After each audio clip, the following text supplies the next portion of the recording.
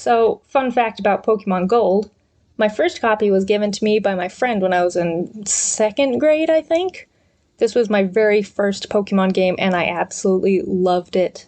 I've played this game, if not hundreds, then thousands of times. It was the only Pokemon game I even owned until I was in high school, and even to this day I consider Johto my hometown of Pokemon.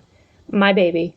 I know there's things wrong with the second gen, and a lot of very valid reasons why a lot of people don't like Johto games, but I will forever be blinded by nostalgia, and that's okay. I even got to the point where I had played this game so much I killed the battery in the cartridge. I was so devastated that I looked up how to manually open the back of the game, pull the battery out, and tape down a new one so the game could be played again. That's how desperate I was to keep my one and only Pokemon game alive and kicking. Like an owner that's too attached to their ancient 17-year-old dog to do the humane thing and put it down. Anyway, naturally, part 2 of my Pokemon adventure would be taking place within the Pokemon Gold universe. My Pokemon mom and I picked up and moved to New Bark Town so I could conquer my next region. She was also like, hey, here's a phone by the way, so you can call and check in, unlike last time. And I'm like, sweet, thanks mom. I probably won't ever use it, but cool. I then explore the town and try to have a chat with some dude who's creepily peeking through the windows, but instead of talking, he just punches me in the face. Okay, rude. My mom told me the Professor Elm next door wanted to talk to me, so I go and visit him, and he's like, hey, new kid I've never seen before. My friend told me he made a crazy discovery, but I'm too busy to go see what it is. Will you check it out for me? I'll give you a free Pokemon. So I'm like, yeah, deal. And with that, I'm offered my next choice of starters. Another fun fact, I don't remember much from my first ever playthrough of Pokemon, but I do remember I picked Chikorita. Stupid idiot. But honestly, Chikorita is just not a good pick for the Gen 2 games. Normally, I actually almost always pick Totodile because he's literally the epitome of perfection. But since I just had my water-type starter, I decided to go with Cyndaquil this time around. Cyndaquil is a great Pokemon, and to be totally honest, whenever I picked Cyndaquil as a kid, I usually ended up restarting the game before he had a chance to evolve into a Typhlosion, because I was an impatient child who liked to start over a lot, so I really haven't had a good team with a Typhlosion on it before. So this was my chance. I choose the Cyndaquil, and I name him Pyro. Real creative, I know. Then I head out of town to go visit Mr. Pokemon and see what he's been raving about. When I arrive, Professor Oak is actually there, but I make sure to wear a disguise so he doesn't recognize me. I don't know how legal it is for political leaders to take over multiple regions, so I gotta keep a low profile for now. Anyway, Mr. Pokemon, really convenient name, gives me an egg, and Professor Oak gives me a Pokédex and is all like, here, you look like you could use this. Then, once I'm outside, Professor Elm calls me on my handy-dandy new cell phone and exclaims that something terrible has happened and I need to hurry home. I don't know why he felt the need to call me, but okay. So I head back only to be met with who other than the jerk who punched me in the face. He claims that he stole a Pokemon because he wanted to, I guess, and proceeds to fight me with it. Ha, but the idiot didn't realize that I had already leveled up Pyro a bit, so it was an easy victory. And then he's all just, I let you win, by the way, here's my name, and means of identification. And then he leaves. So I go home, and Professor Elm is all upset he got robbed, and like, honestly, buddy, that guy was peeking through your windows, you really should have noticed him sooner. The cops question me on what his name was, so I tell him that his name was Curtis. Curtis is the name of a kid who was super mean to me and my friends back in elementary school, so, you know. And then Elm suggests that I take on the gym challenge for some reason, and I'm like, sounds good, bye. Also, my mom suggests that she save money for me, which is like, fine, but you better not spend it. She then proceeds to spend it throughout the duration of my journey. But now I'm off. On to collect and build a new powerful team to conquer the region with. On Route 29, I catch a cute little Sentra, and I name her Chili, and then explore what I have access to in the Dark Cave, where I catch a Zubat named Court. It's Gen 2, I have to have a Zubat on my team. Then, outside Violet City, I catch another Bellsprout, only to trade it to some kid for his Onix he named Rocky. Oh, I feel I should mention, my goal here is not to have any of the same Pokemon enter the Hall of Fame. So, for example, I can't have another Sandslash on my team when I become the champion. I have a tendency to pick favorites that I like to have in Pokemon runs, such as Crobat. This will prevent that and force me to use other Pokemon. So anyway, I took my Fire-type Pokemon into the Bellsprout Tower and just set fire to all of the Elder's Pokemon. When I got to the top, I watched Curtis get scolded by a little old man, and then I set fire to the old man's Pokemon as well. By the way, by this point, youngster Joey has called me 3 times already to tell me about his top percentage Rattata or whatever. I explore the ruins of Alpha a bit, and also catch a Spinarak that I don't plan to use. Then I finally decide to take on the first gym. My first gym leader battle is with Faulkner, the flying-type master. I use Chili the Sentret to take out his first Pidgey, then I send out Zubat against the Pidgeotto. I try to confuse it, but Supersonic misses 6 times in a row. While I'm busy missing attacks, the Pidgeotto takes out Zubat's HP, and she goes down. So I send out Pyro next, and even though it's a close call with its continuous use of Mud Slap, Ember eventually takes the Pidgeotto down too. And, like that, we win our first badge. The problem that I really have with the gym leaders of this game is most of them don't actually use Pokemon from their own region. Like, there's Hoot Hoots everywhere, dude. Why are you using a Pidgey? Whatever. Anyway, after beating the gym, I get a call from Professor Elm again, asking me to take care of the Pokemon egg that I had delivered to him. So I pick it up from the aide that was in the Pokemon Center, and we move on. On Route 32, I finally get to catch another one of my favorite Pokemon, the adorable Mareep. I name it Butter, and happily add it to the team. While on my way to Azalea Town, I get a call from Fisher Ralph saying that quillfish are biting back on Route 32. So I hurry back to try and fish one up, and I do manage to find one, but they must have a low catch rate because I actually ran out of Pokeballs while trying to get the stupid thing. Oh well, no quillfish for me then. That's fine, it's not like it's a great Pokemon to have. On my way back to Azalea Town though, Pyro evolved into a Quilava, so that was good at least. While in town, we learn that Team Rocket is back to causing problems and are cutting off Slowpoke tails and trying to sell them. Ugh. So we go to the Slowpoke well, where Team Rocket is running this shady operation, and me and some old guy named Kurt give them a piece of our mind. And by that, I mean I beat up all their Pokemon while Kurt hung out by the entrance because his back hurt. After chasing off Team Rocket, I accidentally trigger another rival battle, and Curtis shows up to attack me because he thinks I'm lying about how I beat up Team Rocket, and he hucks a Ghastly at me. But thankfully I've got a Sentret, and his stupid Ghastly can't do a single thing to it. So I mud slap the Ghastly to death, and then he sends out a Zubat, so I send out Butter to zap it to death. Butter also takes care of the Croconaw. After that whole debacle, the egg hatches into a Togepi that I name Pixie. I call Elm to let him know that his egg hatched, and he's like, "Oh, bring it back so I can see it." But I'm like, yeah, no, I'll do that later. The following morning, I found and caught a cute little Hoppip that I named Kitty, and added it to my team in place of the Togepi. I go into the Ilex Forest and chase around a Farfetch'd for some guy and get rewarded with the Cut HM. But I can't actually use it until I get another gym badge, so I decide it's finally time to do that. So I enter Bugsy's gym and we start our battle.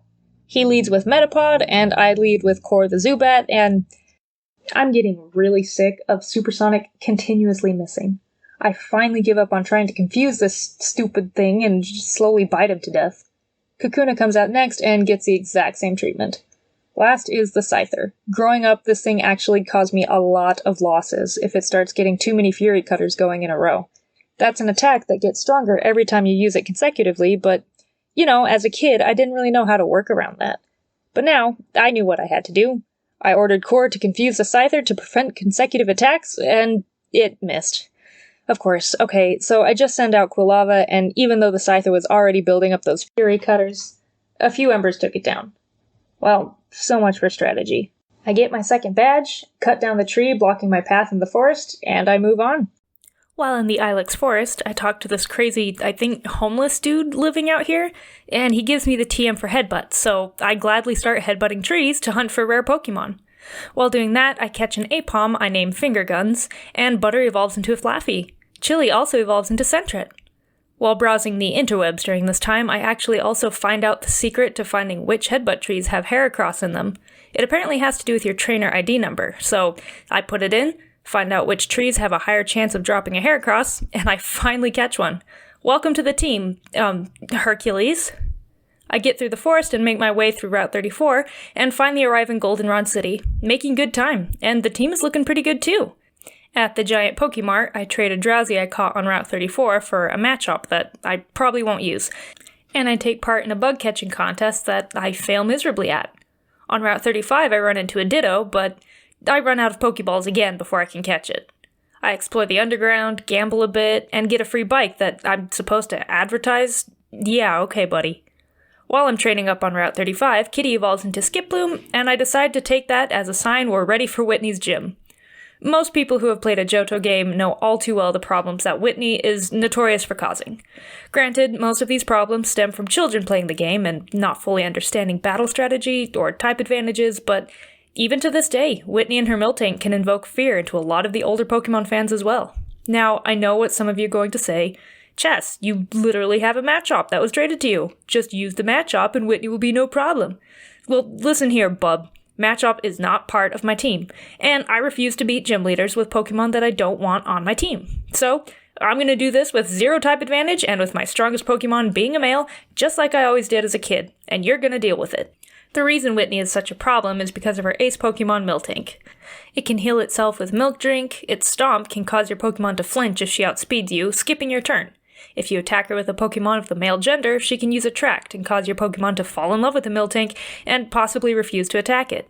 And she also has Rollout, which, like Fury Cutter, gains power with each consecutive turn. Plus, Miltank is just a bulky Pokemon in general that can tank a lot of hits. She was a nightmare to deal with as a kid. But now, I'm all grown up. I'm an adult who isn't afraid of no cow. I puffed up my chest, gathered my team, and strolled confidently into the gym. Her first Pokemon is a Clefairy, and unless it gets lucky with a powerful Metronome move, it's not much of a threat. I sent out Kitty first to poison it, and then Butter the Flaffy finished it off with Thundershock. I then sent Kitty back out to try and poison the Miltank right off the bat. And it missed. She instantly starts a Rollout, which crits Skiploom, and it goes down. Flying types are weak to rock type moves, which Rollout happens to be.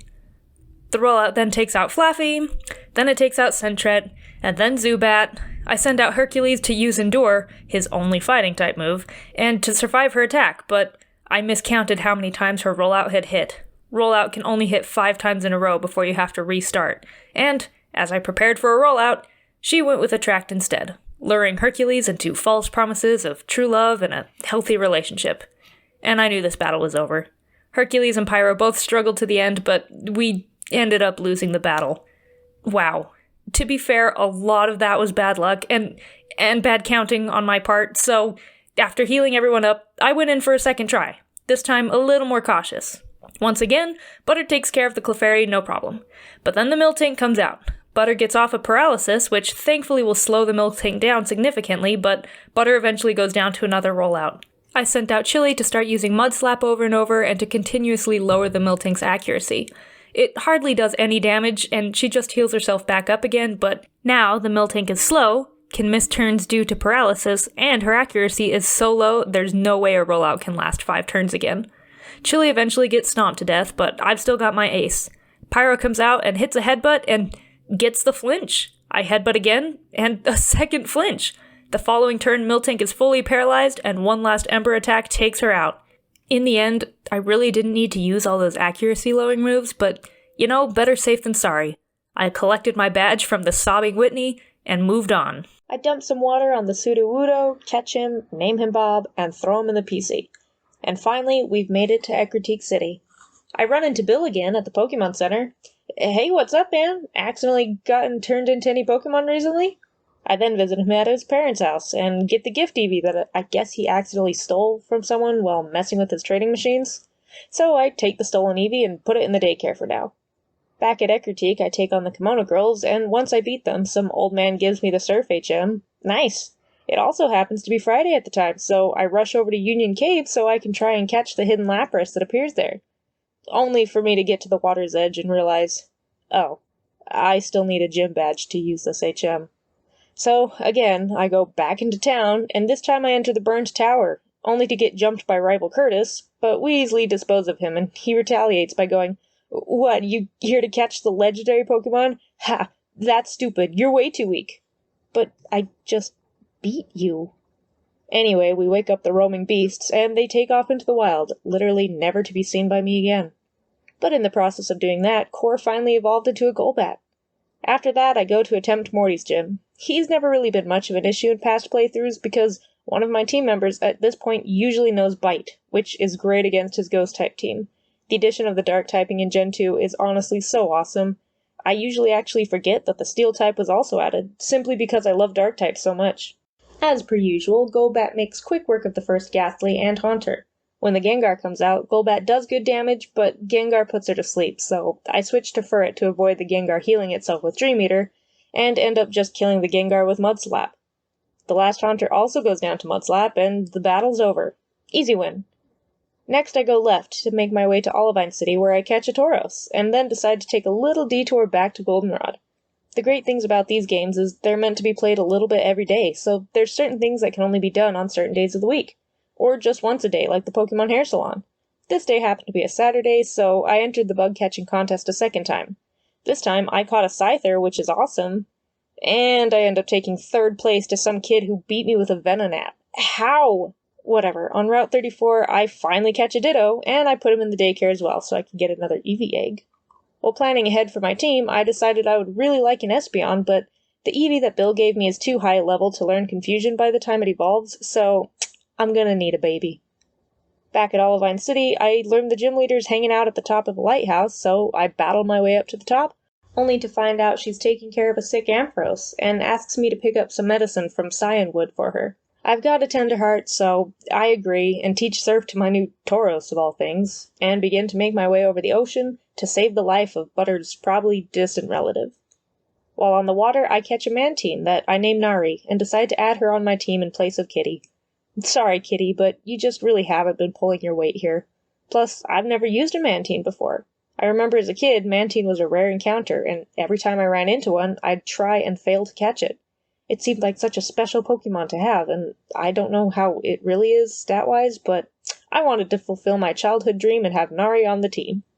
We made it to Cyanwood, and some kid is like, "Hey, this red-haired guy stole all my Pokemon except one. Will you take care of it in case he comes back?"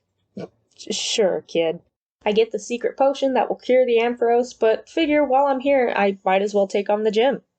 Chuck did used to cause a bit of problems for me as a kid, but he's not nearly as frightening as Whitney. And with Golbat taking out the Primate, and Flaffy helping with the Poliwrath, it was another badge under the belt. His white fat shames him a little bit, and then gives me the HM for Fly, but literally none of my Pokemon can use it.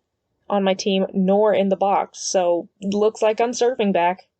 I cure the Ampharos, and Jasmine goes back to her gym, but I don't feel ready to take her on quite yet. Again, she gave me a lot of trouble as a kid.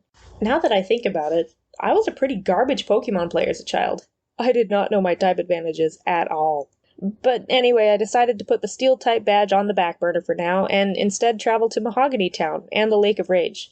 Ah, back when you could do the gyms out of order if you wanted.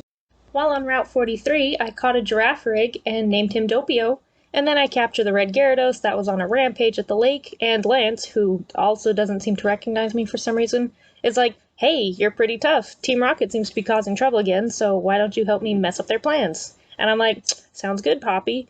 So we go back into town, break into the building with the secret stairs in it, and I watch Lance literally murder a man with his Dragonite.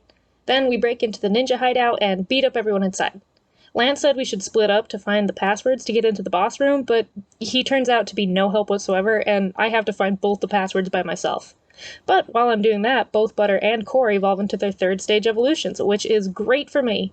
With an Ampharos and a Crobat now on the team, no one down here stood a chance. After throttling Team Rocket's plans, I decide to take on Price, the Ice Gym leader in Mahogany Town. But Quilava and Butter make quick work of his team. He didn't stand much of a chance, but hey, at least the poor guy had enough sense to use a Johto Pokemon in a Johto region gym. Since I can't move forward from here, I make my way back to Olivine. But on the way I stop by the daycare to pick up the Eevee egg, and while waiting for it to hatch, I begin to have a change of heart. My original plan obviously was to try and evolve the baby Eevee into a low-leveled Espeon so I can get all the level-up Psychic-type moves, but honestly, raising the happiness in these games would just take too long at this point, and or too much money. So I changed my mind, gave the stolen Eevee back her baby, and instead opted to put the newly caught Girafarig on my team. Now I felt I was ready to take on Jasmine, so I stepped into her gym, pushed away all the flashbacks from all the times she beat me to death when I was a child, and sent out Pyro, and he single-handedly wiped out her entire team. Wow, guess I really overestimated you. It's not like I was over-leveled either. This level drag in the game is very real. Between gyms 3 and 6, it feels like you barely level up at all because all the levels of the trainer battles and the wild Pokemon are laughably low. But despite all that, Pyro was the MVP of that fight, and he deserved all the praise for it. Once I left the gym, Professor Elm calls me in a panic again, saying that there was something weird on the radio. The radio keeps saying how Team Rocket has made their return and stuff. What do you think it means? Probably that Team Rocket is making a return? Huh.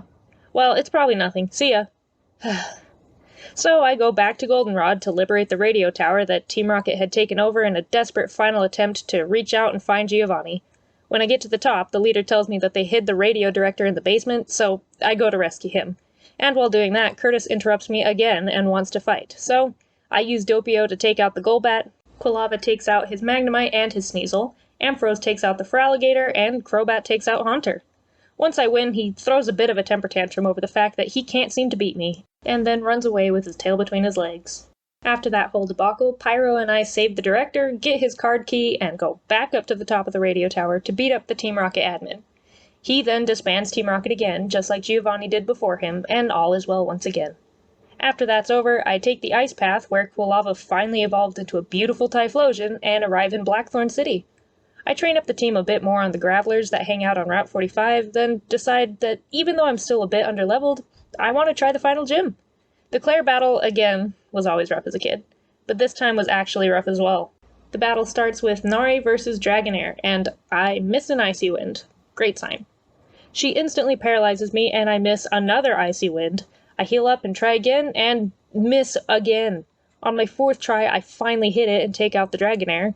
She sends out her second one, and I decide to switch to Heracross for a while. I use Detect to avoid her Thunderwave, only to miss a takedown. Ugh, finally I switch to Pyro and use Return to take out her second and third Dragonairs. Finally, Kingdra makes his appearance. I send out Butter to tank the Surf and paralyze it. I then use Attract to try and stop it from landing another hit, but Kingdra apparently has no interest in love and kills me anyway. Next, I send out Core to confuse it and get off some bites. It does end up hitting itself in confusion, and I even get a flinch with Bite, but Claire uses her Hyper Potion, and it breaks out of confusion to kill the Crobat with another Surf. I send out Doppio, who originally was just going to be a pivot for me to heal up Butter, but for some reason the Kingdra just kept using Smokescreen over and over, and eventually Confusion took it down. Honestly, those Smokescreens would have made much more sense at the beginning of the battle with how much I was missing, but whatever, I still won. But Claire is a sore loser and refuses to give me a badge until I go into the Dragon Den behind her gym and pick up a Dragon Fang, for some reason. Honestly, I can see why that got adjusted in the newer games. But with my final gym badge in hand, I am now ready to take on the Elite Four once again. This time to take my place as the champion of Johto. Oh, also, Elm gives me the Master Ball, and I go to capture the Ho-Oh, but honestly, I don't want to replace Pyro, and I don't need 2 fire types, so sorry, Big Rainbow Bird. Into the PC you go. The victory road here is super easy. There's no trainers in the cave for you to battle until the very end when your rival interrupts you once again. Curtis launched his final surprise attack, but Doppio with Shadow Ball was actually the MVP on the team this time, taking out the Haunter, the Golbat, and the Kadabra all in a row. Great work, buddy. Once I've beaten Curtis for the last time, he actually showed some character development by acknowledging he might not be the best trainer, and reluctantly tells me to keep at it. Aw, you little tsundere, you. Once outside the cave, it's just me and the final challenge of this Pokemon journey all in one building. But my team is ready and rearing to go, so I take my step forward, and we face the Elite Four. First up is Psychic Trainer Will. His first Xatu goes down pretty easily with Butter's Thunder Punches, as does the Slowbro. Jinx is no match for Pyro, and neither is Exeggutor. I decide to use Doppio on the last Xatu to get him some more experience, and Shadow Ball once again leads us victorious. The first battle was pretty easy, and with that, we move on. Next up is Koga, the Poison Gym leader back in Kanto. Guess he got a promotion. Not sure why, but whatever. I took him down once already, and we can easily do it again. Doppio takes out the Ariados and the Muck. However, Muck is quite the tank, and it took a while to actually take him down. After that, I switch to Pyro for the Fortress and Venomoth, and I send out Butter to take out the Crobat. Our speeds end up being tied, so we take turns hitting first. I really should have just paralyzed it right away. It builds up some double teams, and also poisons Butter, but eventually Thunder Punch takes him down too. Second win. Third up is Bruno again. He was no issue last time, but this time he actually gave us a bit of an annoying fight. Hitmontop and Core were out first, and I figured Fly would give us an easy win, but he was actually smart enough to use Detect on each turn that Fly was supposed to hit. So I decided to try to confuse the Hitmontop and then try using Fly again, but he just breaks out of the confusion. I try to switch into Doppio for a while and kill with Psychic-type attacks, but the Hitmontop switches to using Dig, which actually does pretty good damage. So I just switched back into Crobat and slowly bit the stupid thing to death. He couldn't actually damage Core very much, just using Quick Attack over and over, but man was it an annoying time. Nari easily takes out the Onix, and next is Hitmonchan. Core comes back out, and this time Fly actually hits and kills it. After that is Machamp, which Fly also does good damage to, but the Machamp hits a Rock Slide and Core goes down. So I send out Doppio again to get the kill. Last is Hitmonlee, and even though Doppio does good damage and also confuses it, we end up going down to a high jump kick. So I send out Hercules, but the Hitmonlee ends up hitting itself in confusion and knocking itself out, so that's another win for us. Go team! The last of the Elite Four is Dark-type trainer Karen, but unlike the modern-day Karens, she is the manager here. Sorry, bad joke. Anyway, I guess Agatha died or something, because she isn't here anymore. But Karen's more of a threat anyway. She leads with her bulky Umbreon, and I led with Hercules. I try to get a Fury Cutter started to hopefully wipe out the entire team, but she starts using Sand Attack, so there goes that plan. He also uses Confuse Ray on Hercules, so that made it even worse. Eventually, Hercules takes the Umbreon out with Takedown, but when her Vileplume comes out, I switch to Pyro, who takes care of it easily. Doppio deals with the Gengar, and I keep him out to take out the Murkrow as well, but one feint attack actually kills him. Whoops. Butter finishes the job with Thunder Punch, and last is Nari vs. Houndoom. His Crunch attack does a lot of damage, but in the end he couldn't survive more than 2 Surfs. So that's the last win for the Elite Four. Karen goes off on how weak or strong Pokemon don't really matter, and in the end you should just try to win with your favorites, and I'm like, you right, girl. You're a good Karen. And with that, I step into the champions room. The Dragon Trainer Lance, who honestly should be in jail for murder. I guess he got promoted to champion after I left Kanto. The fool. Well, I'm here to take back my title, but this time with my Johto team. The battle begins and he leads with Gyarados and I lead with Butter. He starts up a Rain Dance, which is honestly fine because I one-hit KO with Thunder Punch. Next out is a Dragonite. We both paralyze each other and begin the struggle to actually land a move. Butter manages to get off 3 Thunder Punches, but it just isn't enough, and we go down to a crit Hyper Beam. Again. This is starting to feel kind of familiar. I send out Crobat to quickly finish it off with a Bite. The next Dragonite comes out, and I switch in Pyro, but end up getting frozen in a blizzard. Ugh. Another Hyper Beam kills Pyro, so I switch to Nari next. We actually successfully hit an Icy Wind this time while it's recharging, and that also lowers the Dragonite's speed. This gives us another free hit for a second Icy Wind to kill it. Next is the Aerodactyl, which goes down to a healed-up Butter. But when the final and strongest Dragonite comes out, we just go down to another Hyper Beam. Good heavens, man, get a wider move pool! I send out Nari again to try and pull the same trick and hit an Icy Wind while he's recharging, and it works! The speed goes down, giving us a free first hit, but that just doesn't quite kill it. He hits another Hyper Beam, but Nari actually clutches it and survives on 7 HP, so one more Icy Wind takes it down. Nice going, Nari! Last is Charizard, so I use a Hyper Potion on Nari, survive another Hyper Beam, and kill it with Surf. Man, Nari really carried that battle, and thanks to her, we've won. I took the title of champion for the 2nd time in the same league, but for 2 separate regions. My conquest continues. We enter the Hall of Fame once again, and my journey through Johto comes to a close. For now, anyway. I know there's a big post-game afterwards, and the true final battle, but for this challenge at least, I'm really just playing until we become the champion. Maybe in the future, if we get lots of views, I'll come back and finish the second part of the game, but for now, it's time to move on.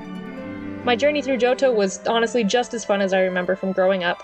I'm glad I got the chance to change up my team a bit and use some Pokemon I had never used before, such as a Mantine, who really saved the team a lot of the time. Girafarig was good too. I know he's considered a super forgettable Pokemon, and not the best stat-wise, but I enjoyed using him.